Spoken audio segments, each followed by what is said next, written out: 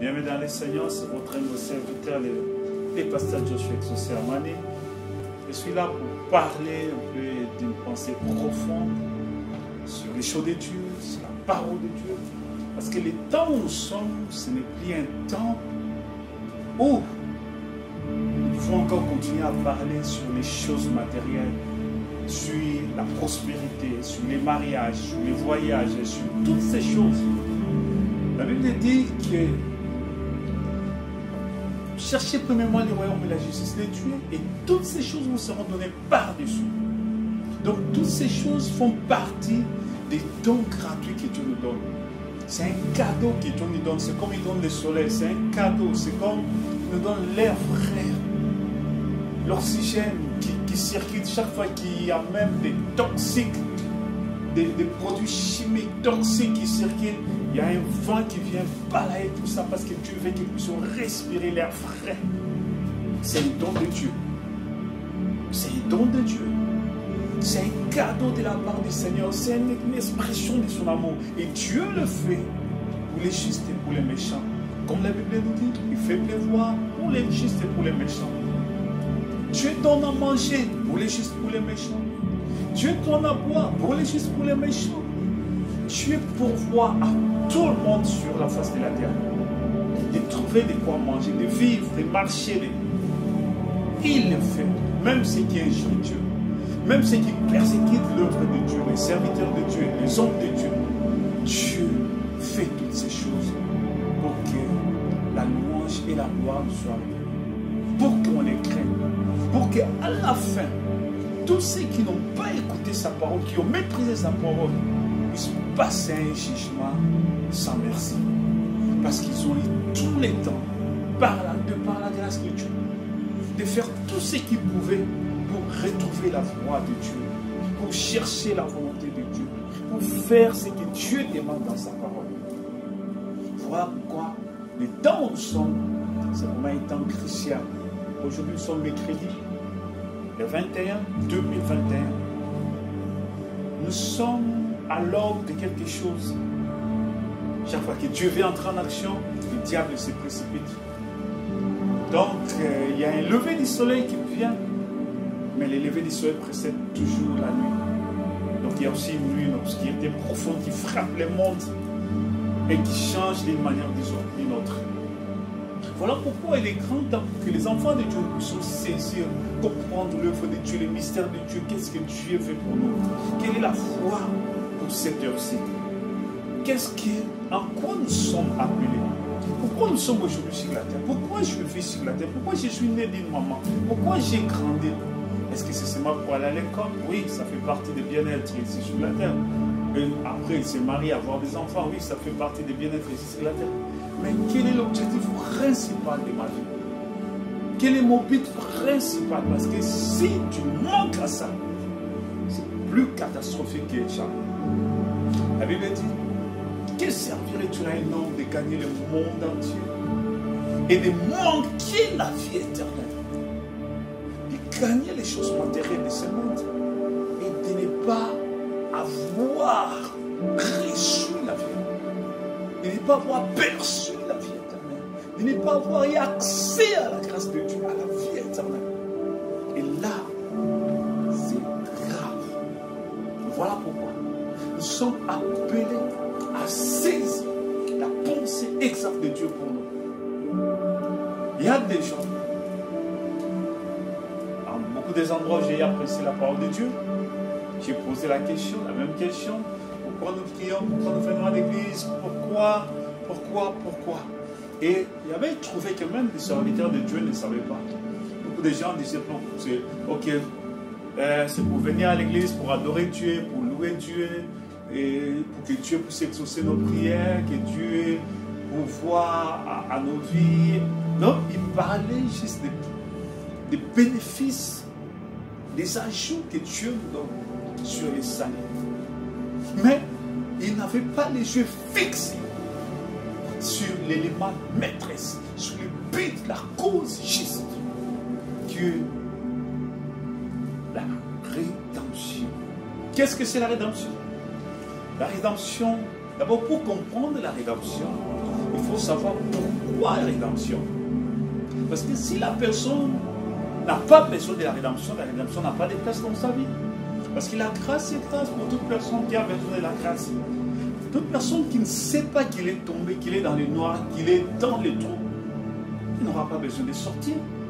Mais toute personne qui sait que moi je suis dans les noirs, alors je dois sortir de l'obscurité.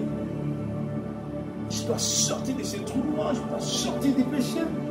Je dois retrouver là où j'étais. C'est en ce moment-là qu'il pourra manifester ses désirs. C'est comme l'enfant prodige. C'est parce que l'enfant prodige savait qu'il venait quelque part. Il savait qu'il avait des parents. Il savait que son père était roi. Il savait qu'il vivait dans la maison royale. Il savait qu'il était un prince. Qu'il avait droit. Mais qu'il avait quitté cette position pour venir se retrouver dans une position qui n'était pas la sienne. Les siens, pardon. Et c'est comme ça que quand il s'est retrouvé dans le but, au bout de ses peines, il s'est retrouvé buté à la souffrance. C'est à ce moment-là qu'il s'est dit, attention, j'ai un papa, j'ai une maison, je ne peux pas rester ici comme un phaseur, je ne peux pas rester comme un SDF. Non, j'ai quelque part, je peux aller, on va m'accepter. Non, je dois m'élever, je dois aller voir mon père. Je lui dis, papa, pardonne-moi. Pardonne-moi de tout ce que je fais. Pardonne-moi. Prends-moi même pour ton serviteur. Mais qu'est-ce que son père avait dit? Oh, tu es mon fils. Le sang que tu as, c'est mon sang. Le visage que tu as, c'est mon visage. Tu es mon reflet, tu es mon fils. Non, jamais, jamais, même si tu fais quoi qu'il en soit, quoi qu'il arrive, quel que soit le mal que tu feras, tu ne cesseras jamais d'être mon fils. Oh, j'aime beaucoup ça. Parce que cela révèle la profondeur du cœur de Dieu. Quoi qu'il en soit, tu ne cesseras jamais d'être mon fils. Parce que tu es moi, tu es ma sémence, tu es une partie de moi. C'est ça la pensée maîtresse de Dieu. Et quand on arrive à ce point-là, c'est ça même qui définit la vision de beaucoup des œuvres de Dieu ici sur la terre. Pourquoi les gens prêchent sur l'évangile de la prospérité? C'est parce qu'ils croient que, après avoir reçu Jésus comme son Seigneur et son Sauveur, c'est fini, tu es sauvé, tout est fini. Tout ce qu'il faut maintenant, demander, chercher les bénédictions à gauche, à droite. Et parfois, tu es resté encore dans les péchés. Pendant que tu vis encore dans les péchés. Voilà pourquoi ils pensent tous les temps. Voilà pourquoi la plupart des serviteurs de Dieu aujourd'hui sur la terre, ils passent tout leur temps à parler sur les succès, la réussite dans la vie, la réussite dans les mariages, les voyages, le travail, les succès dans les relations. C'est comme si l'ensemble de ces choses ici, c'est pour ça, c'est la cause même pour laquelle nous sommes ici sur la terre. C'est le but même, c'est l'objectif même pour lequel nous sommes sur la terre. Ça, c'est faux, absolument faux. Nous ne sommes pas sur la terre uniquement ces choses. Je l'ai dit au commencement, que ces choses, ce sont des ajouts que Dieu nous a donnés. Mais nous ne sommes pas ici sur la terre à cause de ça. Non. Par manque de comprendre qu'est-ce que Dieu fait de nous. De ne pas avoir saisi la pensée de Dieu. Voilà pourquoi on passe tout le temps. Parce que quelqu'un qui a saisi la grâce de Dieu, quelqu'un qui a saisi la pensée de Dieu, non, il va beaucoup frapper sur ça. Si on pose à Adam la question, écoute ce qui est prêché maintenant, qu'est-ce que tu penses? Il dira, oh non, ce qui est prêché là, c'est faux. Ce n'est pas ça le but. Parce que Adam connaît. Il était quelque part dans les jardins d'Éden. Il était dans la perfection de Dieu. Adam ne pouvait pas mourir. Adam ne pouvait pas souffrir.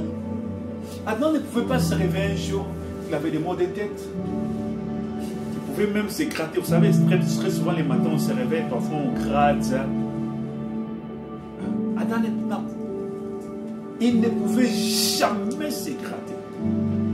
Il n'avait même pas des égratignures. Il marchait dans les jardins d'Éden. Il n'y avait même pas des épines qui pouvaient les piquer, les percer, les blesser. Ou même des plantes qui pouvaient créer des démangeaisons sur sa peau. ou même créer une maladie de la peau. Adam vivait dans un état parfait. C'est ça le cœur de Dieu. Tu as fait toutes choses bonnes. Et c'était bon. Et c'était bon. Il n'y avait rien à toucher, rien à réparer. Tout était parfait. Tout était parfait. Adam ne pouvait pas marcher et dire, ah, je suis fatigué, je dois. Il était toujours en forme. Il avait toujours la force. Il était toujours courageux. Les soirs, il dormait parce qu'il était le temps de dormir. Il ne tombait jamais malade. Il n'avait pas de maux de tête. Il n'avait pas de fièvre. Il ne toussait jamais. Il ne faisait même pas. Vous savez que quand nous faisons ça, c'est la mort qui cherchait à nous étouffer.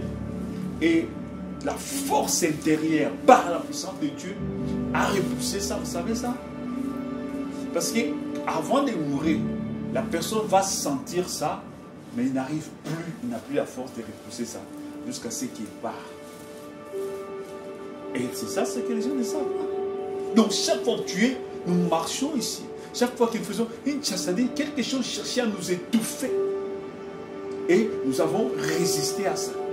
C'est la grâce de Dieu. Vous savez, il y a pas mal de mystères de Dieu. Dieu est bon, Dieu est tellement bon. Il est tellement bon que nous ne cesserons jamais de lui dire merci. Et nous n'aurons jamais ici sur la terre des mots justes pour exprimer sa reconnaissance, pour exprimer notre reconnaissance envers lui pour tout ce qu'il fait, tout ce qu'il ne cesse jamais de faire, et surtout pour tout ce qu'il fait pour nous. Non, il n'y a pas de mots justes pour exprimer ça. Il n'y a pas de mots, de termes appropriés pour exprimer ça. C'est tellement profond, c'est tellement grand, c'est tellement mystérieux, c'est tellement que on n'arrive pas à exprimer notre gratitude envers lui, notre reconnaissance envers lui. J'étais dehors, je suis rentré. Je vis seulement que je suis sorti. Tout s'est bien passé, je suis rentré. Mais tu sais combien de fois l'ennemi a tenté par un accident pour faire dévier une voiture, faire rouler une voiture en vitesse, faire lâcher les freins d'une voiture, lâcher l'accélérateur d'une voiture, afin de dresser la voiture là juste vers toi. Mais Dieu a envoyé son ange qui a dévié la chose dès le départ. Dès que l'intention était entrée dans la personne, on dit non, accélère. Quelque chose lui a dit non, ne fais pas. C'était le diable qui l'a inspiré d'accélérer. Parce que le diable avait un plan qu'il va lui faire monter comme ça. Parce qu'il y a un enfant de Dieu quelque part, il veut que toi tu sois. Et Dieu a dit non, ce n'est pas encore le moment. Cet homme, si j'ai besoin de lui sur la terre, tu ne toucheras pas. Tu ne le toucheras pas. Tu as envoyé ces anges parce que les gens sont les armées de Dieu. Ils sont au service de Dieu. Ils viennent à chaque instant pour combattre pour nous. Parfois de l'intérieur de nous, parfois tout autour de nous. Il vient agir. Ça fait pitié parce que tu n'as pas eu tout à manger et tu te fâches contre Dieu. Ça fait pitié parce que tu n'as pas eu l'argent et que tu te fâches contre Dieu. Ça fait pitié parce que tu as eu juste un petit mot de tête et tu te fâches contre Dieu. Tu ne sais pas combien Dieu a fait pour toi. Tu ne sais pas combien Dieu, pas mal de millions de choses que tu as fait, même un seul jour. Le diable pouvait basculer un avion, les projeter qui tombent sur ta tête. Dieu l'a dévié, il a épargné, et même les gens qui sont dans l'avion, et même toi qui es sur la terre. Il a envoyé les anges pour te protéger. Mais parce que tu n'as pas vu, parce que tu n'as pas vu l'accident venir, parce que tu n'as pas vu l'incident venir, parce que tu n'as pas vu la voiture venir, tu ne sais pas. Et parfois tu te dis, comment je vais dire merci à Dieu, qu'est-ce qu'il a fait pour moi? Vous savez, dans les ministères, j'ai croisé, étant dans la mission, je suis allé dans un pays, j'ai croisé pas mal de gens qui me disent, pasteur, j'ai prié dans tel endroit, mais Dieu ne m'exauçait pas. Dieu ne...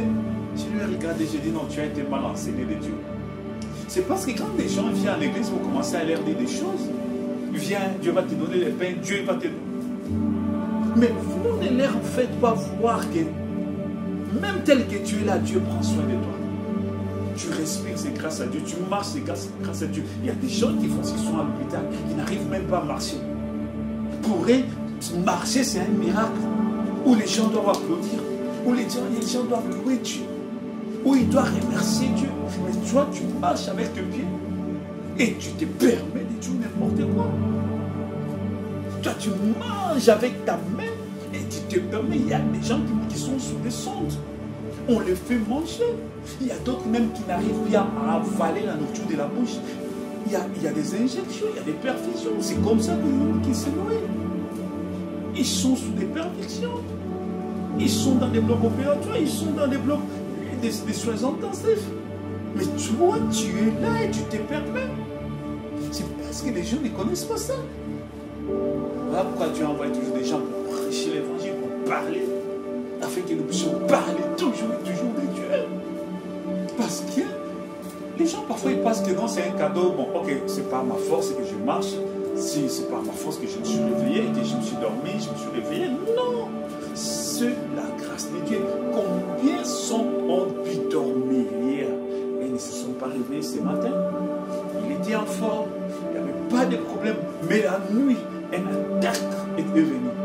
Une attaque cardiaque, les démons l'ont terrassé. Il est parti le matin. Parce que c'était comme ça qu'il devait partir. Mais toi, tu es encore en vie. Dis merci Seigneur. Merci Seigneur dans toutes les circonstances qui nous arrivent. Qu'ils soient bons ou mauvais, remercions le Seigneur. Il peut permettre certaines choses, la Bible dit tout concourt au bien du cinquième Dieu. Ça veut dire qu'il peut permettre certaines choses que tu vois, c'est dur, c'est difficile. Mais c'est pour ta réussite. C'est pour te porter encore plus près de la bénédiction de percer. Donc voilà pourquoi je suis en train de dire que il y a pas mal des hommes de Dieu qui n'arrivent pas à cibler l'objectif. L'objectif c'est quoi? Ce ne sont pas les biens matériels. Ce ne sont pas parce que tu crois, tu reçois. Non. Ce n'est pas recevoir, non. C'est qu'est-ce que nous avons perdu depuis la chute? Qu'est-ce que nous avons perdu depuis la chute? Et comment y revenir? Parce que Christ, l'œuvre de la rédemption, a déjà été accomplie. Maintenant, c'est à nous de croire ce que Dieu a fait pour nous. Et si tu ne sais pas ce que Christ a fait pour toi, et comment tu vas croire? Sur la croix, qu'est-ce qu'il a fait pour nous? Et en ce temps de la fin, parce que le processus de la rédemption devait commencer du rachat jusqu'à l'adoption, jusqu'à l'ouverture des sceaux, jusqu'à ce que tous les mystères soient révélés afin que l'Église qui est appelée à entrer dans les mystères de Dieu puisse entrer dans l'adoption, puisse posséder légalement tout ce qu'il avait perdu par la chute. Car la rédemption, c'est la possession légale. Légal veut dire selon la parole de Dieu, selon le plan de Dieu, selon la volonté parfaite de Dieu. Les retours au commencement, les retours à ce que Dieu t'avait tendu la main, t'avait donné.